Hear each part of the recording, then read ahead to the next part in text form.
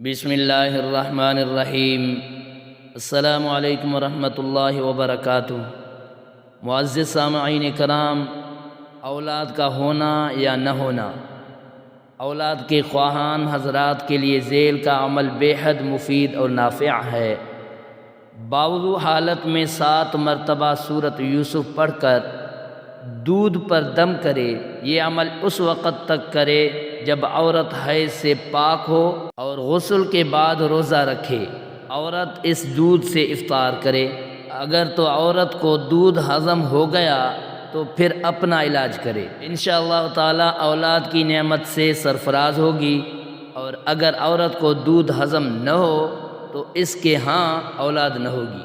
برائے اولاد نرینہ کے خواہان حضرات کے لیے اعمال بے حد اکثیر اور کارگرد ہے۔ معزز سامعین کرام، 1 کلو تل سیاہ لے کر ان کو صاف کرے اور پھر باوضو حالت میں قبلہ رخ بیٹھ کر اول آخر درود پاک پڑھے۔ 100 بار سورۃ مریم پڑھے، اول آخر درود پاک پڑھے، اور اس کے بعد سورۃ الفاتحہ 100 بار پڑھے۔ اس کے بعد سورۃ مریم 1 بار پڑھ کر دم کرے، پھونک مارے، اور عورت ان کو 21 دن استعمال کرے۔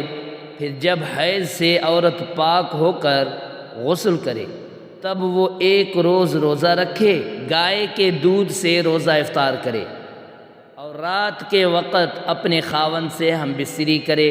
معزز سامعین کرام، انشاءاللہ تعالی اس عمل کی برکت سے حمل ٹھہر جائے گا، اولاد کی نعمت سے سرفراز فرما دے گا۔ اگر پہلے ماہ حمل نہ ہو تو زیادہ سے زیادہ 3 ماہ اس عمل کی بدولت مراد بفضل باری تعالی پوری ہو جائے گی۔ درود پاک۔ اللہم صلی علی محمد وعلی آل محمد کما صلیت علی ابراہیم وعلی آل ابراہیم انک حمید مجید۔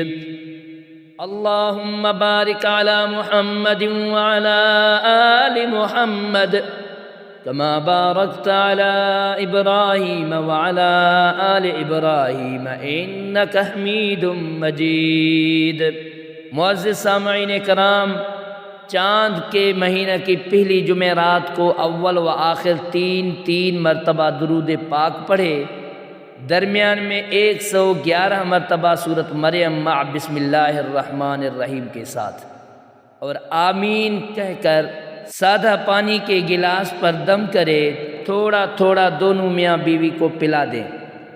ہر جمعرات کو 7 جمعرات تک یہ عمل کرتا رہے، کسی بھی جمعرات ناغہ نہ کرے۔ انشاءاللہ تعالی اس عورت کو حمل قرار پائے گا اور وہ اولاد کی نعمت سے سرفراز ہوگی، انشاءاللہ دعائیں دے گی۔